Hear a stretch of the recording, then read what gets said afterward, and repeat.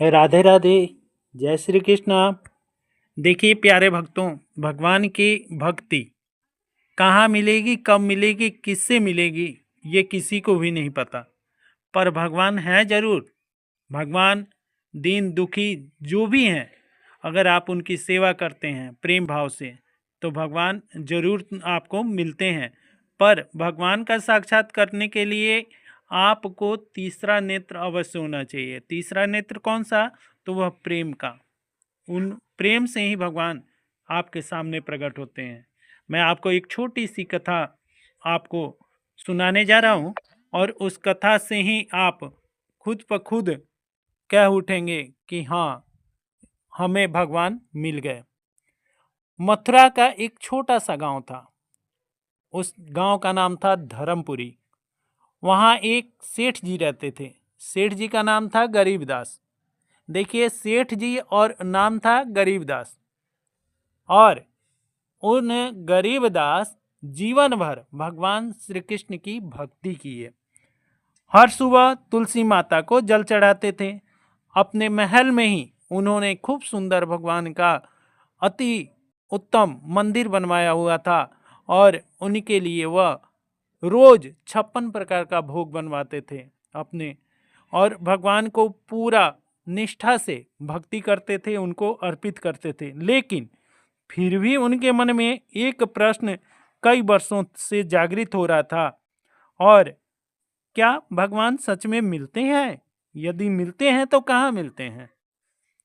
और एक दिन वह मन में यह प्रश्न लेकर यमुना जी के तट पर बैठकर और भगवान का जाप कर रहे थे और मन में सोच रहे थे। और जाप तो कर रहे थे पर उनके मन में व्याकुलता था। तभी एक वृद्ध साधु वहां यमुना जी के तीर पर धीरे धीरे उनके पास आए और रुके। साधु ने मुस्कुराकर पूछा कि बेटा, इतना उदास क्यों हो? वह बोला, गरीबदास, कि नहीं भगवान, मैं उदास नहीं हूँ।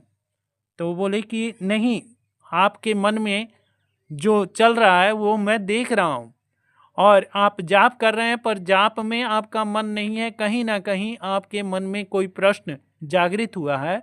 उस प्रश्न को आप मुझसे बताओ, मैं उसका हल जरूर बताऊंगा। वह बोले कि बाबा, मैं सचमुच एक प्रश्न में उलझा हुआ हूँ।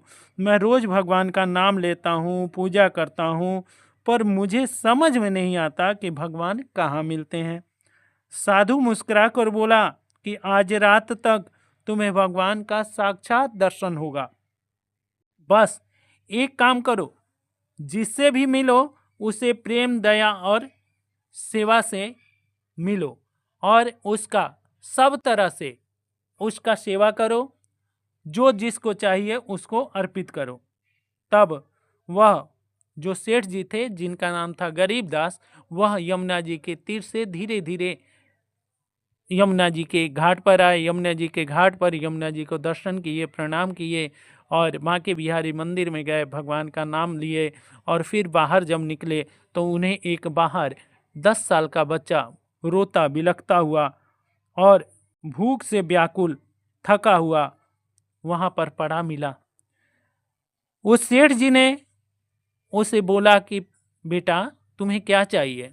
वह बोला कि सेठ जी, मैं कई दिनों से भूखा हूँ, मुझे भोजन नहीं मिला।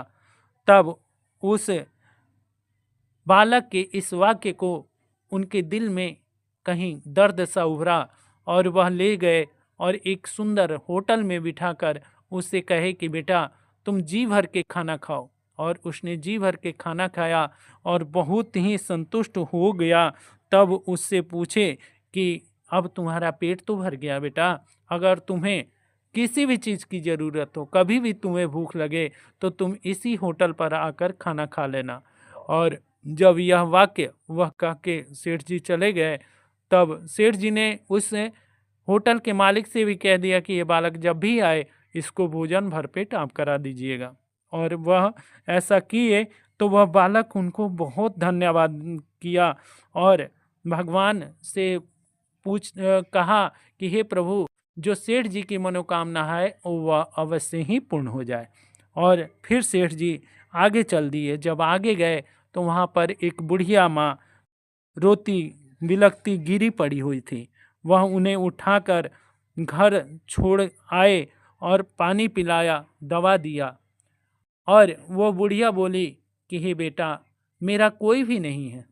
तब उस बुढ़िया के कहने पर उस सेठ जी ने कहा कि कोई बात नहीं माता, मैं आपका बेटा हूँ, मैं आपकी सेवा करूँगा, मैं आपकी पूजा अर्चना करूँगा, आप मेरी माता हैं, आप मेरे घर चलिए। और वह घर ले आकर सेठानी को, अपनी पत्नी को बोले कि ये माता, बुढ़िया माता हमारी माता हैं और आज से हमारे साथ रहेंगी।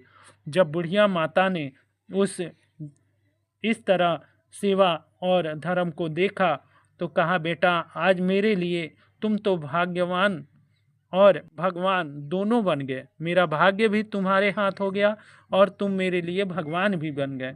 फिर वो गरीबदास सोच में पड़ गया, क्या भगवान ऐसे भी मिलते हैं? और उसके बाद वो आगे बढ़ा तो वहाँ पर कुछ लोग आपस में लड़ रहे थे और एक दूसरे को मारने पर उतारू हो गए थे। और तब सेठ जी वहाँ बीच में गए, बोले कि भैया क्या बात है, आप लोग क्यों लड़ रहे हैं? तब उन दोनों के तथ्य को उन्होंने जाना और दोनों के तथ्य को जानकर वहाँ पर उनका झगड़ा सुलझा दिया। सुलझा कर दोनों को आपस में मिला दिया और जब दोनों आपस में मिल गए तो वह सेठ जी के चरणों में गिर पड़े। कहे कि अगर आप नहीं आते तो मेरे को जहाँ तक उम्मीद था कि हम लोग आपस में कट मरते। तब सेठ जी बोले कि ये सब प्रभु की ही महिमा है। और इस तरह आभार व्यक्त करके वो दोनों आदमी चले गए। फिर उसी बीच में फिर वो मन में सोचने लगे, हमें भगवान कब मिलेंगे? रात का समय आया, भगवान का साक्षात उत्तर। रात को फिर वो साधु प्रकट हो गए।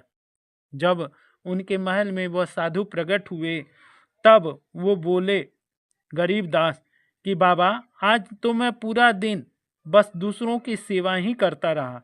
आपने कहा था कि भगवान मिलेंगे, पर मैं उनमें उनसे कहीं भी नहीं मिला, कोई भी मुझे भगवान नहीं मिला, मैं भगवान का दर्शन ही नहीं किया।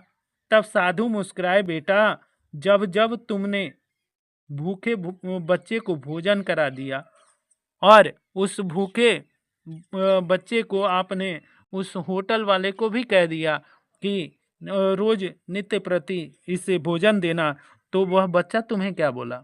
तब वह बोला, सेठ जी बोले कि वह बच्चा बोला कि भगवान आपकी सभी मनोकामनाएं अवश्य पूर्ण करे। तब फिर जब आपने इस बुढ़िया माता को अपने घर ले आए तो बुढ़िया माता ने क्या बोला?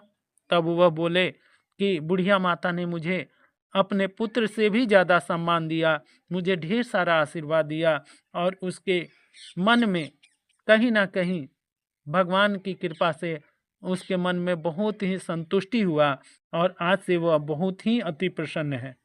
तब उसके बाद वह आप जब आगे गए तो कोई और भी मिला था?